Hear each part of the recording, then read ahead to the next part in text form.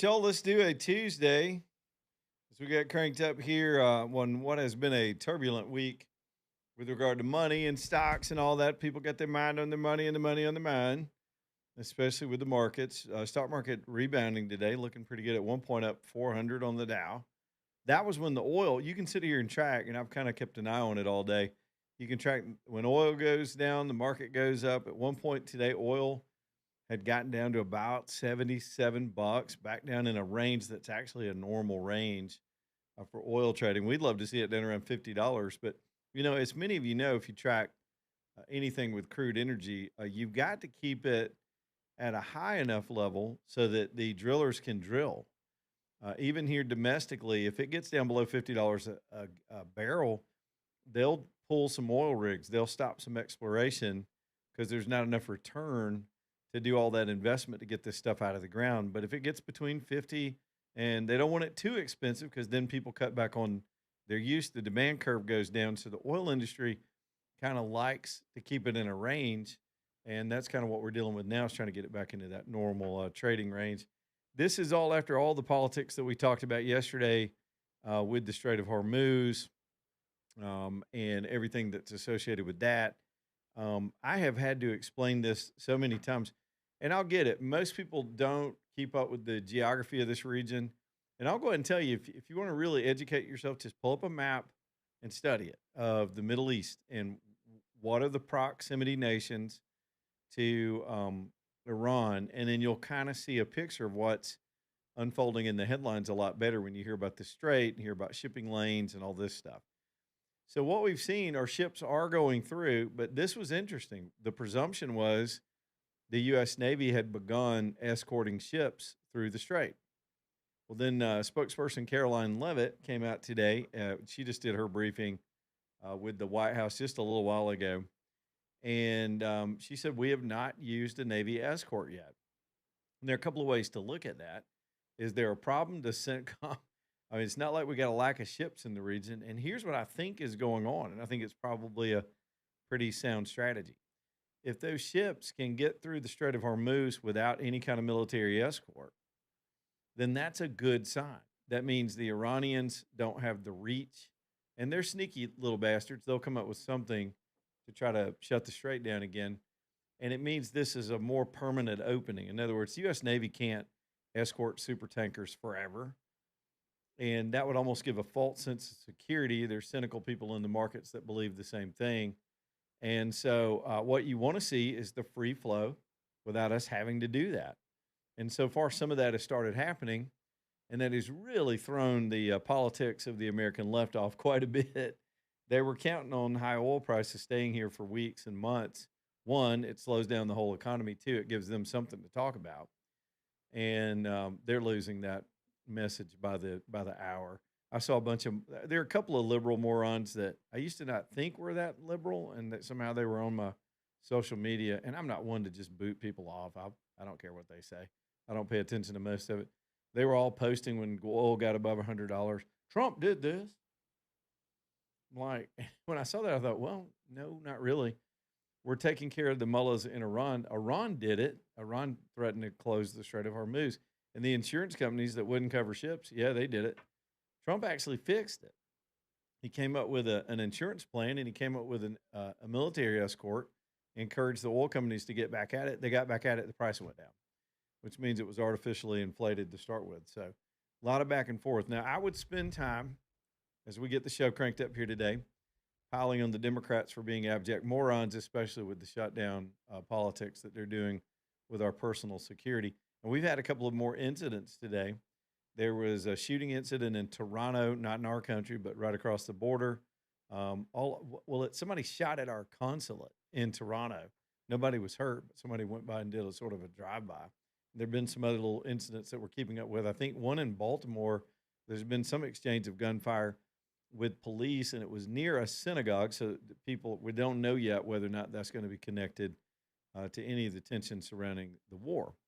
So we do have those things to deal with today. But before I pile too hard on the Democrats, let me kick the Republicans in the nuts, if you don't mind, particularly John Thune, if he has any. So this guy came out and PP'd, I believe it was early this morning, on the notion that the SAVE Act will get passed. And what really ticked off people that want the SAVE Act passed is this concept that the support for it is coming from paid, quote, paid influencers. He said that out loud. Regular mainstream Americans aren't getting paid a dime. And I get paid, but nobody pays me to say stuff. I mean, they let me say what I say, and I find a lot of freedom in that. But that was the lamest excuse. And you knew that's when the beginning of the end of the SAVE Act was starting to take place. And so he says there aren't enough votes to pass it and aren't enough votes to do a talking filibuster.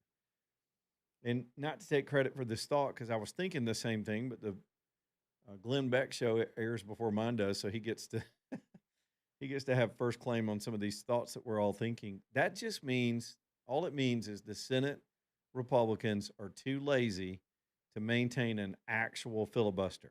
Why did they ever come up with this thing we're now calling a silent filibuster? For a while, we were calling it a zombie filibuster. But now we're calling it a silent filibuster. The truth is, it's not a filibuster at all. It's just a procedure, and it's not in the Constitution. It's not in the law. It's just a Senate rule. It's something that lazy senators, both parties, came up with years ago so they wouldn't have to stand there and do the work of physically filibustering a bill. So they came up with almost like you can hit it's an easy button. You remember that, AJ? You remember Staples? Who was it that had the easy button? Yeah, Staples. They just boom, you hit the easy button and like, I'm going to claim filibuster now. I declare a filibuster. And that just means you change the vote threshold and everybody goes back to their offices. Nobody's standing there holding their pee and trying to come up with thoughts. And they're too lazy to do it. With all those senators, they're too lazy to create a schedule and staff it. And once it starts, it doesn't end until everybody's exhausted. It's a battle of will. And none of them are willing to do that these days. They're too busy going on retreats and going to fundraising dinners. And so it's this battle of wills. And for the Republicans to beat the Democrats at a battle of wills, they got to show some fight. They got to stand there and take shifts and quit trying to get their buddies reelected in other states and do the job of the people and maintain the filibuster, wear the Democrats down, and then pass it with their little slim majority. This fool says they don't have the votes. And so he is, in the end, John Thune is exactly who I told you he was when they put him in the office. And it's why we raised so much cane back here in Alabama against our own senators. Katie Britt was one of the ones waffling on that leadership vote because she had pressure from the establishment to go along with Thune. She managed to do a two-step and get out of that controversy. But in the end, the bad guy won. He's now in control of the flow of the Senate. And I'm telling y'all, we're not going to get the SAVE Act. It's not. I don't think it'll happen. I'll be stunned if it happens. And I'm not naturally pessimistic. I'm just not, as evidenced by some of the analysis I've given you of this Iran conflict. There's so much upside to what's happening right now in Iran that the downside's minimal. Even the $5 diesel right now at the pumps. But when it comes to preserving the integrity of how we elect people in this country, that's not going to pass. And we're at a moment in time that if you can't pass it now, it'll never pass, ever, for the rest of this country's history. So here's what happens. The Democrats continue to be allowed to vote illegal immigrants and dead people and fake people in their states and control probably the House of Representatives in the next election. The MAGA base, and there's tons of reporting on that base, that is a base within the Republican Party. The MAGA base, some of those folks are going to stay home and let the chaos reign rather than vote for a Republican. Gone are the days when you're going to guilt trip true conservatives in this country into voting for an R just because he's got an R next to the name. That's why you're seeing what you're seeing with John Cornyn right now in Texas. We're sick of it. And if Paxton beats Cornyn in Texas, it sends shockwave at official Washington that the base is pissed. And we've got two sets of power if we're pissed. We can take out incumbents like him and other money-driven corporate types, that are in our United States Senate, or we can stay home and just let the Democrats have it. If the country's going to burn down, you might as well let them get responsibility for it because um, we're still on that precipice. Trump has done some remarkable reform items. But I'm here to warn you, just like I warned you the day after he got elected, that it would be the Republicans in the Senate that ultimately defeat his agenda. It won't be the Democrats. They never had any power. All they can do is throw their body in front of a train every now and then and cause a government shutdown and be obstructionists. They don't have any real power. They can throw their federal judges at a cherry picked case that they put up in the courts to get a temporary restraining order that eventually gets it overturned and try to slow it down and run the clock a little bit on Trump. But then Trump wins in the appellate courts and goes on with his agenda. But it's the Senate Republicans that don't have the courage of their convictions to stand and fight in this moment to save this country from chaos that are going to allow the Democrats to have a technical and strategic leverage point with the way they stuff election boxes and steal elections. And they're going to demoralize the base that'll never show back up again. Trump won't be on the ballot ever again. And when he's gone, they're gone. Good luck keeping your majority, Republicans, if you're going to create a suicide pact over your country club rules about a filibuster. And that's exactly where we are. They don't have the courage to stand there in the floor and fight for this thing. And I'll give it to the Democrats. Let me compliment them. As crazy as they are, and they are absolutely crazy right now. I mean, nuts, neurotic, psychological condition. They need to hand out straitjackets with little logos on them for their party, but they fight. Even when they're down, even when they're getting their teeth kicked in, they'll get up and bloody and keep going back at it. These guys will fight, and they're pretty good at coordinating and hanging together and doing whatever they got to do. As absurd as it seems, you got to admire the spirit in them. It's what makes Trump popular with the MAGA base. He fights. You know who doesn't fight? Republicans. Most of them.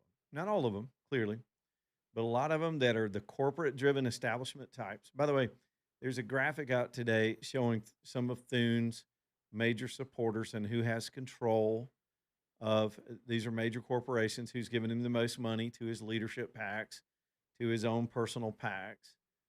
That same corporate structure can be traced directly to every other establishment senator that lets us down, including one of our own.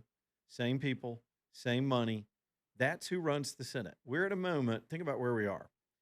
We're at a moment of contrast where you've got a populist item like the SAVE Act that the president wants. The polling shows most of the people want, even across party lines. There are majorities on the Democrat side that want this. Official Democrat Washington doesn't because they know what they use, no ID and things like that to rig elections and people that aren't our citizens. But just when you poll their voters, typical Democrat, they're misguided people and they're emotional right now. But they're Americans and they get the concept of it. Some of them are still fair minded, and they've got a majority on their side that will support voter ID and some of these basic things. But these Republicans don't have, they're out of phase with the whole country, and they're out of phase with the president of the United States who just got elected. And they can clearly see the polling on the issue. So what gives? Why that disconnect? Money. Here's how it works. The Republicans are seen, I'm just giving y'all it's why I don't do this for a living anymore. It's why I'm not involved directly with those people. The Republicans in D.C. are looked at by the money class as controlled opposition. And in some ways, the Democrats are the same way. They'll let them do their crazy stuff, but they'll reel them in when they get too kooky. But is the idea that regular citizens could flip government on its head with an election that's beyond their control, like a Cornyn type election. They're freaking out over Cornyn. So if regular citizens can show up and have the power to overturn the people that the corporate entities have already bought and paid for years ago, like Mitch McConnell, they've owned him for years. If regular elections and some Joe Schmo out there in Alabama or Georgia or wherever can get elected and bring disorder to what they control, they don't like it. And they like the way we have elections now because there's no threat to them. There's not going to be upheaval. It's a controlled, almost theatrical thing that goes down the way we elect people. and they don't like it. They don't want this disruption. They don't want a purge. They don't want the yahoos in the Freedom Caucus over on the House side or any of the real conservatives to have any control of the levers of power because they have it under control. They don't want ideological control. They want practical, paid for, bought, and paid for control. And that system is threatened by this right now. Trump's already been a threat to them. You've seen how they've treated him. It wasn't just Letitia James and those psychopaths in the DA's offices. It was a bunch of corporate schmucks that were handing out campaign donations to buy off enough of the Republican side to try to keep Trump in check and just sweat the guy. They fought him. They've shot him. They've raided his house. They've marginalized him. They debanked him. They threaten any lawyer from representing him. That group of people have been very busy confronting this guy who's independent of them. The globalists don't. But here's the thing: who's winning? Trump's ideology is taking hold worldwide. You've got citizens in their streets right now trying to get their countries back. The deportation movement has caught on in Europe, and they're kicking people out left and right. Some of their leaders are having to pay attention to it now. People realize you've got a right to live in your own country with your own countrymen. And some third world ideologies do not fit in a Western culture. They just don't. They're barbaric. They are violent, as we saw this weekend in New York. And they've been that way since 700 AD. And they're not going to change. And they're going to bring that with them. They're bringing stabbings and rapes to the United Kingdom and to parts of Scandinavia. The crime statistics are through the roof. There are no-go zones all over France. This has been happening for a long time in Europe. Europe's had enough too. They acquiesced. They sat down. They didn't want to be called names. They didn't want to seem politically incorrect. And so people took it until what? The United States of America stood up for itself. And it reasserted itself in the last year as a power in the world. That freed the Venezuelans. It's freeing the Iranians. The Cubans are next. The globalists are on their heels in Europe. But here at home, all we need is a solid election cycle to ensconce these things into law that are harder to reverse, get some judicial picks appointed so they hold those seats in a proper fashion, and push back on this stuff. And we're one vote away from either getting that or losing that. And that's what the SAVE Act represents. It's hard to overstate it. And if it doesn't pass and the Republicans lose control of one of those chambers, which they will, they're going to run off their own supporters if they can't get it done. We've given up. We're tired of them. I wish there was an alternative, but there's not. So the stakes are high. And that fool came out today and disappointed a lot of people. We told you. I mean, I warned you. You could smell him a mile away. And Thune was never going to be a reform-minded leader of that body. And you're stuck with it. All right, that's enough about that. We got plenty of calls coming in. I want some of your thoughts and comments too. 545-9950 is the phone number. If you want to get in on this party this afternoon, we will ready to take you on the air. Blakely's Bouquets bringing you the show tonight. Blakelees. I like to spell. Helps us remember when we're going to go use the website to find them. Blake and Lee. You put those two names together. Here's your florist. We all need a florist. Sometimes for sad occasions, sometimes for happy occasions, sometimes just because. In any occasion you want to go to that you can trust, and that's Blakely's. Their designs are beautiful. Their ordering system online is just impeccable and easy to use and intuitive. They're quick about their delivery. The prices are fair. It's everything you want in a florist. If you want custom work, go by there and visit with them and work something out. They'll make it just like you want it, because we got a lot of flowers to give this year. It's Blakely's Bouquets, Blakelees, BlakeleysBouquets.com.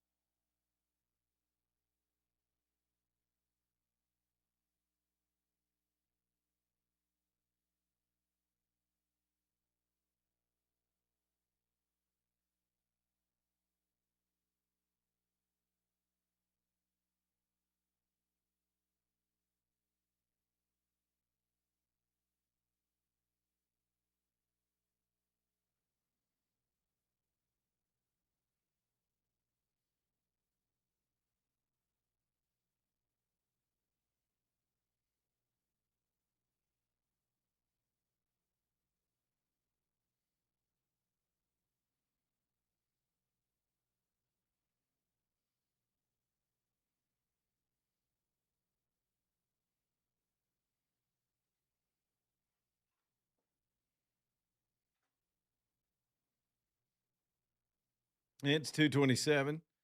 Leland Live, talking 995. I tell you what, let me squeeze a call or two in here before the bottom of the hour. Y'all started lighting it up early today.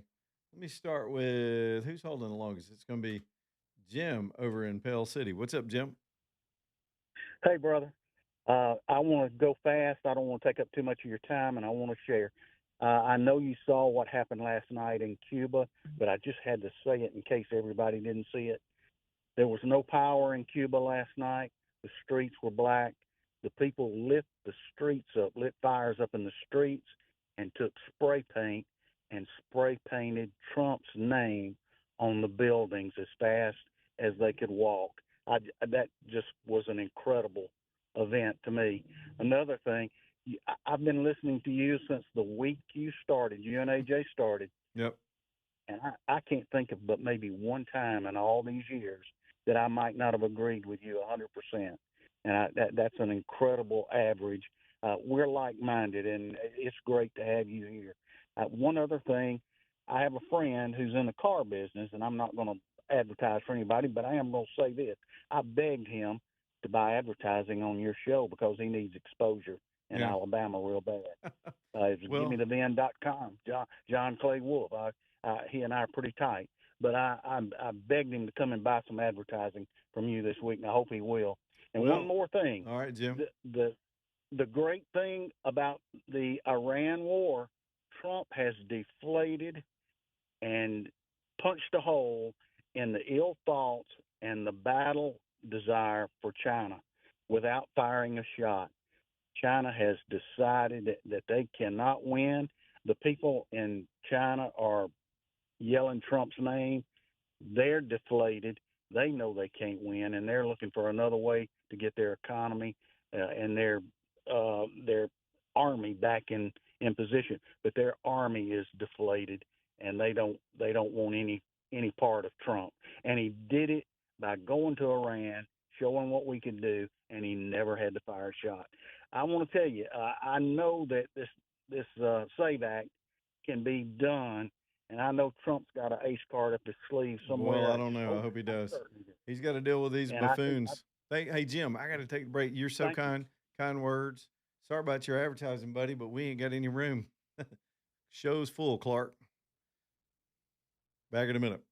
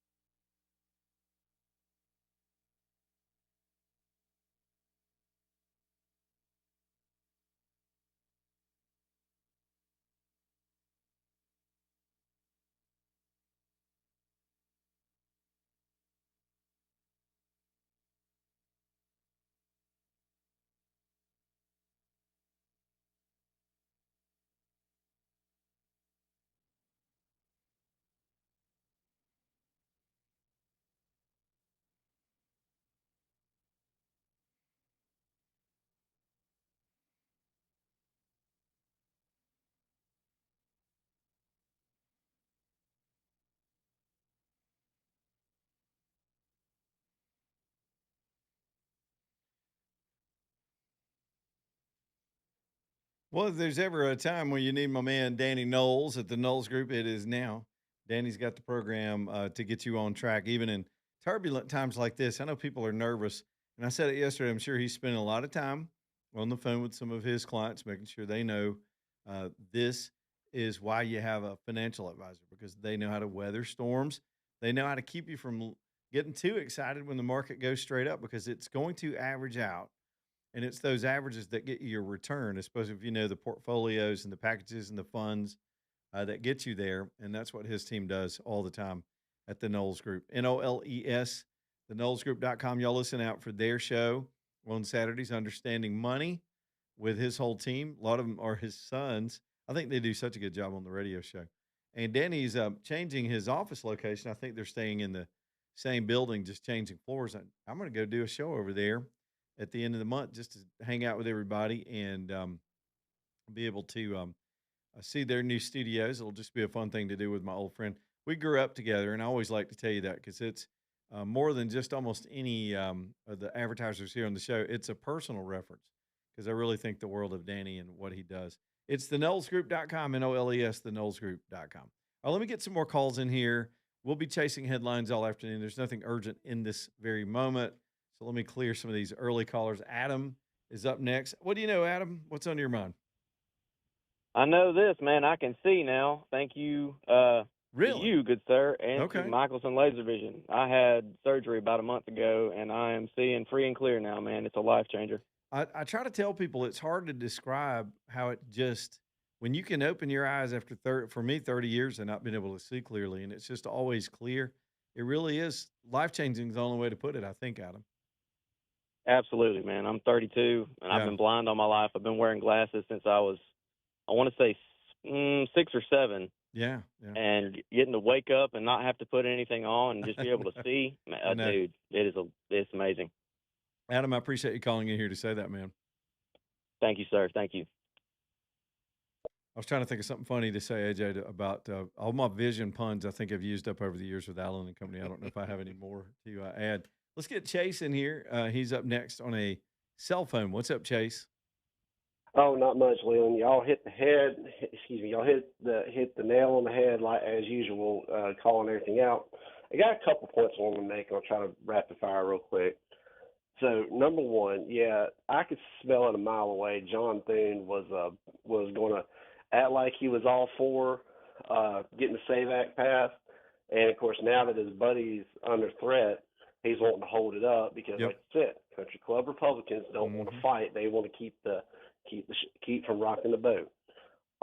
Yeah, and something to throw into that, like they don't want common people like me or you or AJ or anybody with any amount of common sense up there because again, it's a money making machine, pay to play system. Because I'll give you an example. A couple of years ago, when Greg Abbott was running for re-election, he went up against Alan West and Chad Prather. And Chad Prather on a podcast made this very astute comment, and he said, you know, why do we need to raise money that's 3 to 4 times as much as the salary that you make as the governor? Why?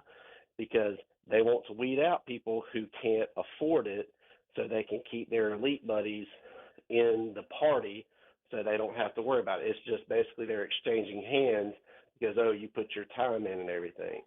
And that's why there's so many, oh, you got to fundraise X amount of money every time you primaries so you can, stay in the game. No, they just want that so they can keep people on the payroll. And secondly, we need people who are fighters. We need people who are, I mean, let's face it, we need some people that will, during these committees, look at some of these things that some of these morons are saying and actually call them out and say, are you really that stupid? And unfortunately, everybody's like, oh, we can't be like that. We got to be better than that. Look, we're talking about one side who literally would like to execute us because of our beliefs versus them. And, and one last thing, Marjorie Taylor Greene is a traitor because she got her feelings hurt and wanted to get Trump's endorsement. She didn't get it because he was like, look, you're not going to win. And she's all butthurt. And that's how 90% of them are. So God love you, brother. And one last thing, everybody, get out and vote. Talk to you later. Bye. All right, there's Chase with his good word for tonight. Yeah, look, I hate to just spew pure cynicism, but it's because I've seen the guts of this thing. And every time one of these instances come up, I think about, when I was young and impressionable and I got out of the media to get into active politics and chose the Republican side for a number of reasons. I've always been an economic conservative.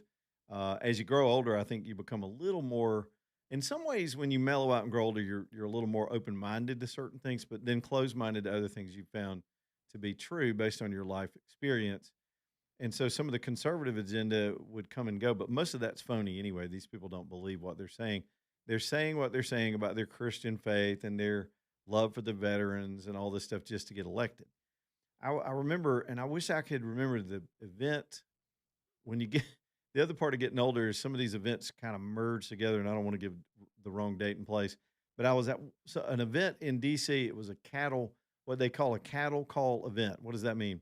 They'll invite a batch of Congress people over, maybe 10 or 15 of them, or some case senators, and a bunch of lobbyists will get together in one fundraising event and break bread and eat shrimp and drink, cheap wine and stand around and talk. And it's just a fundraiser. It's almost like there's a hat.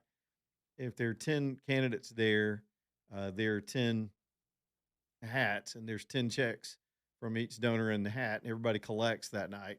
The fundraiser that put it together gets a percentage, and each campaign raises a bunch of money. Sometimes they do this for PACs to consolidate money so they can get around spending rules when they want to support their chosen candidates. So I was at one of these cattle calls where it was just a bunch of people in the room slinging money. It's efficient for the donors and the electeds to go over and do these in-face fundraisings, that quickly. And they're all kind of names for the way you raise money in that business. Dialing for dollars. That's when you're just riding down the road while your campaign driver drives you to the next speech and you're just calling people, asking for money. And some of that's legit. I get it. It costs money to advertise and to get your message out. And if you don't do it, if you don't define yourself, you're giving more power to the mainstream media to define you. And it takes money to keep up with the power they used to have when they controlled a lot of the messaging. So these things do happen. They've always happened. And there was not anything illegal, I guess, or wrong with the event. I'm just describing the scene. And I remember overhearing conversation I wasn't directly a party to because you're kind of standing in groups. And I heard this one representative tell one of the donors, he said something along the lines of, I hated to have to give y'all so much grief when that last bill came up, but, people in my district really did not support that. And the guy laughed. He goes, I don't give a damn what you say. I just give a damn what you do. It was that simple. And everybody that heard that knew exactly what he meant. The donor class will allow people to take their own money and run ads that are counter to the agenda of the people that are paying, because it buys off the politician. They'll say whatever they got to say to get elected and to stay elected, pose in any way they can, present themselves every way they can with their media team, with their paid ads. But as long as they don't vote wrong, they can talk a good game. They can go out and trash somebody that gave them money, as long as they don't do anything that's a threat to that donor. That is called controlled opposition. And largely, that's what the Republican Party has become. I couldn't put a number on it, but I would dare say it's about 60% of them are there for the campaign checks and will go out. It's like Lindsey Graham and others.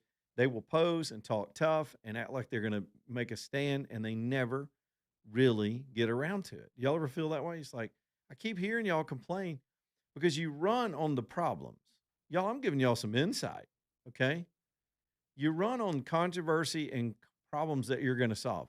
You got to be good at defining the problem, getting in front of a Kiwanis group, meeting some rubber chicken, and tell them how bad things are and how you're going to go change it. But if you actually went up there to change anything, they'd run you out of there on a rail. They'd be funding your opponent. If you become a threat to the people that pay for access in that town, you're gone.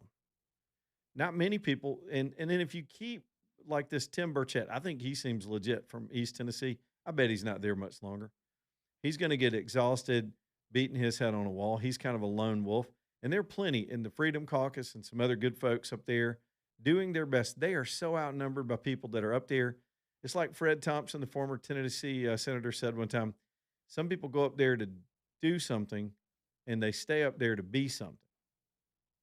So their egos get involved. A lot of these people, especially some candidates nowadays, are the most insecure people behind closed doors you will ever meet. They are thin skinned and introspective. And what do people like that want? They want attention and status. They are status seeking, and it drives everything they do and say. And then when a donor spots that, you got somebody that's ambitious, young usually, and wants to be in this position and then graduate to the next position and stay in that world until you built up a network of friends and people in that world that you can quit and retire and then go cash in on your seat. That's the whole game. You get access, you get connected, then you become a lobbyist, or they reward you with a board chairmanship or a tenureship at a university if you're on the left. It's the whole system. The whole system is patronage, and you don't really. As one Democrat told me one time in the halls down in Montgomery, he goes, "Man, we don't work for the base pay. We work for the tips." He was joking, but I knew what he meant. It's the side hustle, getting your wife connected to something, getting your husband a big lobby job, those kind of things. There's so much money to be made and status to be had. And nowadays, with our narcissistic culture and social media, a lot of these people, like I say, Nancy Mace is one of them, just loves being on the screen as much as she can get it. She can't get enough attention. She will set herself on fire to get attention. Jasmine Crockett was like that. She's been reamed out of the system. Marjorie Taylor Greene was like that until her own ambition caused her to become an emotional wreck, and she cost herself a future in that world. Some of them get beyond reason with all this stuff. Now, it's a cynical worldview, but I'm telling you, it's an experienced and informed worldview. Does that mean they're all bad? Absolutely not. But the good ones are they get exasperated. I've had so many people that I believed in to just give it up. And those are the people you want to stay. People that have something better back at home. They got a real family and a real life and a home, maybe a business that they had to leave behind, and they just don't want to deal with it anymore. They want to go home. Those are the people you want in public service, but they get ground up and worn out by the system. And then the untoward things they come across and see, you either get intoxicated from it or you get disgusted by it. And it's like too much alcohol. Sometimes some people go up, particularly in DC, they get so intoxicated from it, AJ, they get sick and they throw up and they have a hangover and they quit. They get poisoned by it. And it is contagious and it is intoxicating. When you're up there walking around the center of power of the whole world, people get seduced by it, and then they let their families go. Then they neglect their children. Then they've neglected their spouse, and they've gotten themselves in personal controversy. But they're completely owned by this campaign class. And if you're on the House side, you never quit raising money on the House side. So it's money driven, and that's how we get to the point here where you've got a John Thune who is completely owned by the corporate entities that keep him in power and got him elected majority leader, and he is not going to cross those people. I don't care how many phone calls y'all make to the switchboard. Y'all can call our two senators and ring their phone off the hook, and they'll both tell you they're for the SAVE Act, but it ain't going anywhere. If Thune doesn't want it to move, it's not moving. And here's the funny thing is, I'm real pissed off about this. I need to just take some calls right now. But Thune will stand there and say, we don't have the votes. Whose fault is that? Anybody? Class? Anybody paying attention? That's his fault. He's the majority leader. His job is to whip those votes and to get his loose sheep back in the fold and push the vote through. That's what a leader does.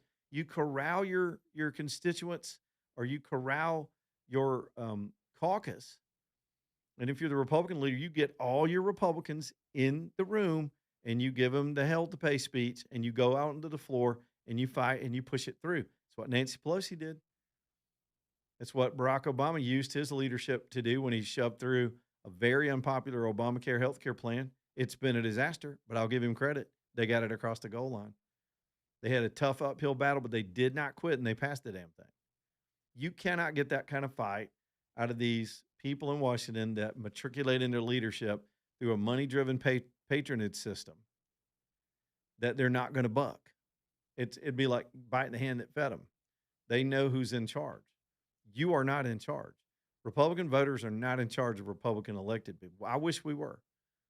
The money machine is, and it can buy seats and it can run people off. The great exception to that may be this situation in Texas, which I'm hoping John Cornyn goes down in a flame like a meteorite,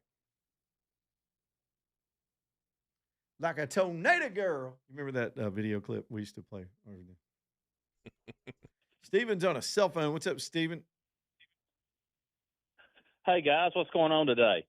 Just called in for a good buddy of mine, Brian Richards-Hagan. Do you know that guy? You know, he's the only man I've ever let put his fingers in my mouth. Okay. Pause. Well, he's done the same thing to me. He's my dentist. I know. He's Dr. Brian. That's Dr. Brian, y'all. I'm just being funny. I was just trying to scare AJ. AJ almost hit the dumb Yeah, button. Yeah, Brian's my friend, man. Yeah.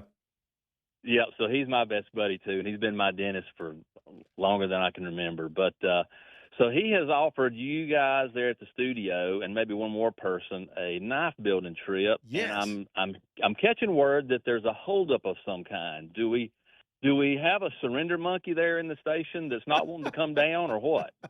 Oh, man, I'm being put on the spot right now. One, I'm super excited about it. It's right up my alley.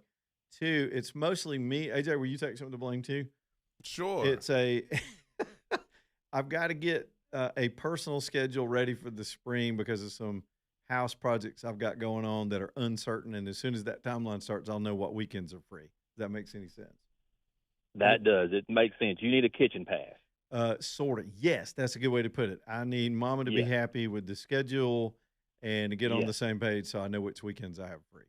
I don't Absolutely. I do not. I got married, what was it, a year and a half ago? I got to have a pass to have a free weekend. I don't have that pass yet. I get it. I totally get it. Well, look, we're all set up and ready down here. I know Brian is sitting on ready to go, so y'all get with him and get this worked out. Well, Stephen, we are on it, man, and we're super excited about it, and I can't wait. We're gonna get it done. Excited. All right, looking forward to seeing you Steven. guys. Yeah, and that is not to say I don't have permission to do this event. Why do we sound so vague about it? It's a schedule thing. I don't know what our schedule is. I don't know the schedule. It involves construction and chaos at my house, which is going to throw off a lot of things until we know when we break ground. And I've been trying to explain this to Dr. Brian. Has he been on you too, AJ? John Lonnie is supposed to go with us too. Yeah, he's been on me just because I said, look, I'm good, whatever. Just let me know because it's like this. I got to plan things. I can't just. I know you got a kid. Yeah, I got 2 kids that I gotta coordinate. Got other people to consider. Mm-hmm. So as soon as we firm up all of those plans and the travel, when I'm gonna be in town and not in town. Right. I can't wait to go down. And then, am I supposed to be in the woods? Because Oh yeah, we're gonna take you. I'm gonna play a banjo while you stand there and don't do that. Some good old boys out in the country with fire. Yeah. And I'm the only brother there too. Oh no, yeah, that's gonna be. Come on, man, I got you back. Remember, my middle name's Terrell. Just lean on that. Now we're gonna make knives with Steven. We're gonna actually forge handmade knives, and it's like a little guy trip. And we're going to have a good time. We might even shoot some guns. I don't know. We're out in the country. And Dr. Brian came up with this, and I have not been able to pin down a date yet. That's my problem. Yeah. I'm going to get Charlotte in here real fast, and then I got to get this break. Charlotte, what's up? Hey, you've done got me hot, along with some other things that are going on. And I just don't know where to start. But I'm ready to do anything we can do to get out there and fight to make Thune do what he needs to do, or the whole bunch. Let's just get rid of the whole bunch that's up there doing all the crap. Well, it sounds good, but it's not even a practical reality to be able to do that. So there's nothing we as a group can get out there and start. Well, we don't control South Dakota sends the Senate, and we've already failed to elect a solid conservative in one of our seats, and she's already sold out to this Cornyn nomination, and we'll do it again when pressed. We got a chance to pick the right U.S. senator, and we've got, all we can do is send the 2 best people we can up there to deal with the Senate, and we got to get this next one right. And I'm looking forward to that race, and I think it's got some interesting dynamics, and it's starting to heat up. But we got to vote right this fall as well. Okay, but just keep us informed who to vote for, because I'm ready.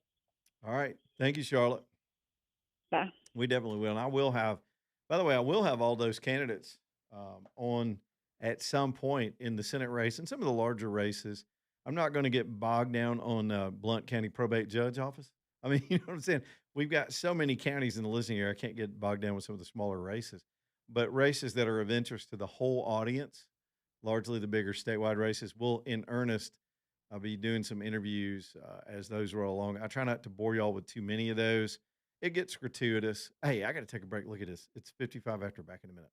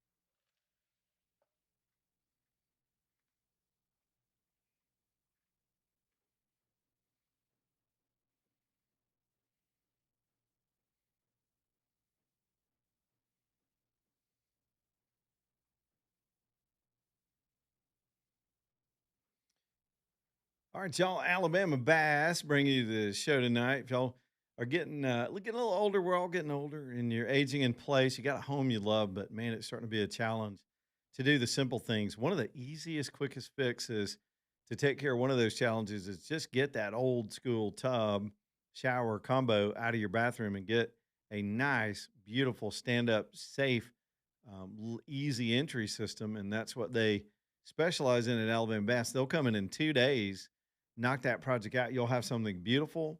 You'll have something you want to show off. It is completely safer with, again, easy entry. You're not stepping up and over and into that slippery thing. It's not even slippery. The surfaces are slip proof. All of that makes sense. Shelving handles, even fold down seats. You'll love the way it looks. You'll love how quickly they do it. You'll love the price. You'll love their attitude. You'll love the low pressure of dealing with a family that's been doing this for 40 years. It's alabamabass.com, alabamabass.com. Hey, our buddy JD said he said, I have some banjos if you need to borrow one. I was like, dude, I got my own banjos. He's probably telling me about that because we have this little inside joke, and so it's a little funny. You and JD? Yeah. Look, I went to the Handsome Brute at your wedding. Mm-hmm. There's that bar across the street from where you got married. Yeah. And the bartender told me I was the only white boy that's ever been in there. Yeah, you made I history. felt like the Jackie Robinson of bars. I broke the color barrier. This time there was no record skip either. Nobody No, everybody was happy to see me because it was just your wedding party. Right. Walk up in there on a Friday night, that might not end so well. It was a cool place, man. It was. Good times. What a good memory. Can you believe how long ago that's been, too? Man. Lord have mercy. All right, we made it through the first hour. Let's see what happens in the second hour. Breaking news and all kind of stuff yet to go. Leland Live, Talk 99.5.